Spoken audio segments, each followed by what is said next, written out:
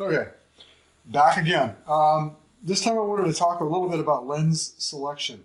So to keep things organized, easy, I'm including a Pelican case with padded insert compartments for all of your lenses. So each one of them is held in by a little Velcro pad. This is your 35 millimeter. This is the Sigma f1.4 Pro Art 35 millimeter lens. It's an incredible lens. This is your Canon MPE 65 lens.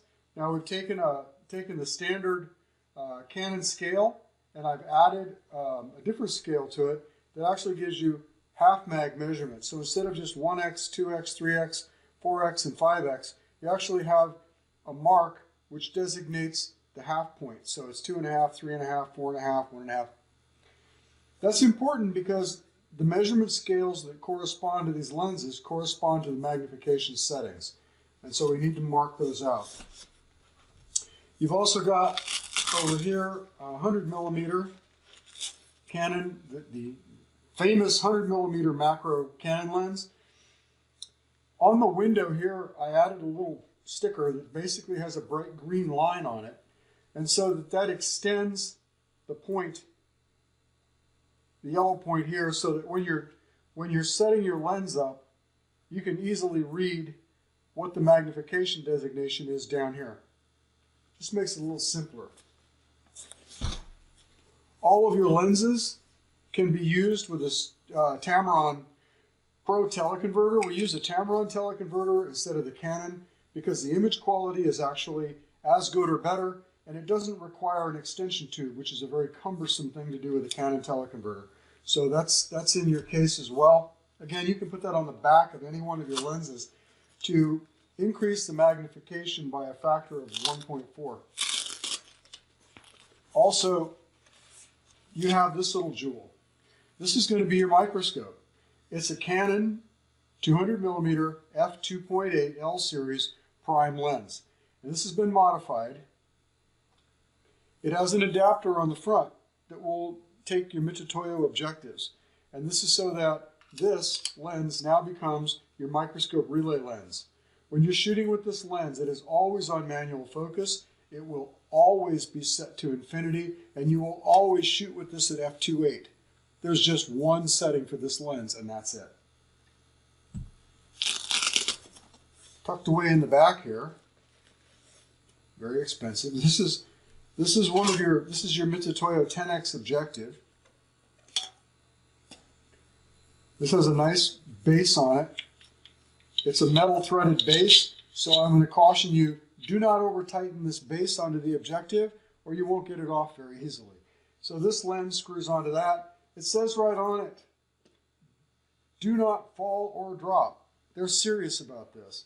Mitutoyo lenses are not shockproof. You drop this on the floor and it probably won't work very well. So it's kept in its own little compartment. The idea of this box is to basically keep your lenses neat, tidy, and clean. When you put your lens on the camera, you can take off the body cap, you're going to take off the rear lens cover. You can click them together and put them back in this compartment so you can find them easily later.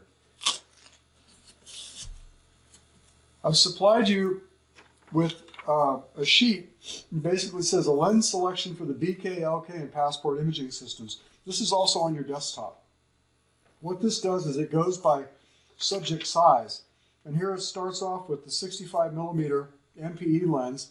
It says material between 2 and 10 millimeters with a Canon full-size sensor camera, which is what you have.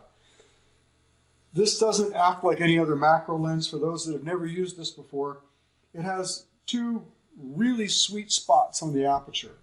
f5.6, when you're shooting at magnifications of 1 to 1.5. You could even squeak it into 2, but I don't. And then f4, you open it up to f4 for 2x to 5x. And the reason for this is, as you increase the mag on your lens, you will run into diffraction limited imaging if you keep this thing at f5.6. You'll see your image is kind of soft. So you want to open it up to f4 when you're shooting at mags of 2 to 5x.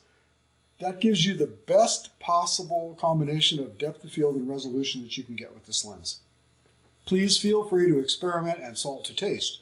The 100 millimeter, f5.6 and f8.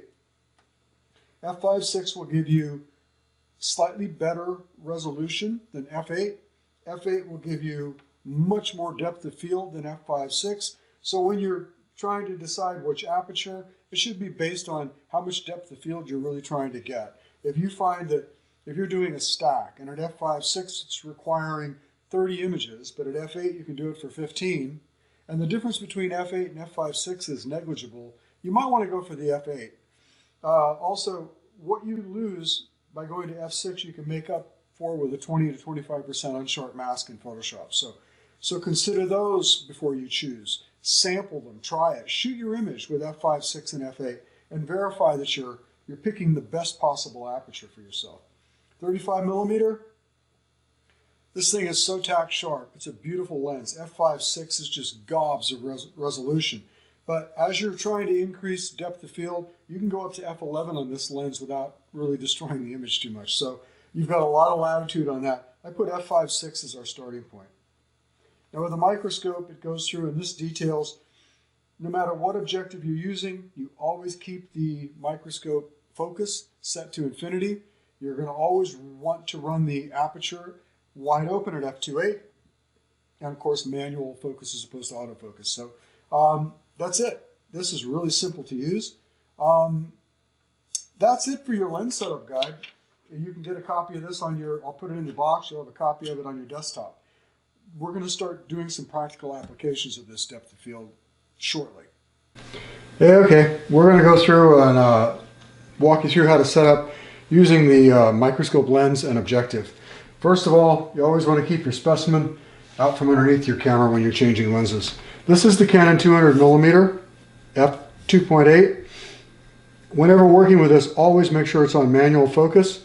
It's got the full zoom range of 1.5 meter to infinity. Whenever you're using a microscope objective, this lens will always be focused to infinity.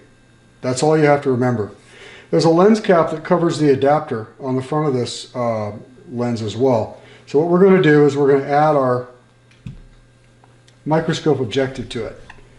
You simply unscrew the microscope objective from its container, take the cap off. Now, on the Mitutoyo objectives, the base is metal as well, so if you over tighten the base onto the objective, you're going to find a real hard time getting it off. Don't do that. What I find the easiest way to do this is to let the weight of the lens actually be the starter for the threads on this, and let it go in just gently. You don't over tighten these because the back of this lens is very close to the front of this lens. It's less than a hair, literally. So you tighten it in, you screw it down until it stops. That's it. That's as far as you tighten it. You do not want to bump it. So now I'm going to remove the lens, the body cap on my camera. My camera is off. You always want to make sure that your camera's off when you're changing lenses on this. The red spot, like with all Canon lenses, faces forward and lines up with the red dot on the body. I simply turn this clockwise, it clicks, locks into place. That's all there is to it. That's how you mount your 10X. I will use the bellows diffuser on this, and I'm going to photograph this fly's face, which is a little bit, it's about 1 millimeter, which is going to be just about right for this 10X. That's it.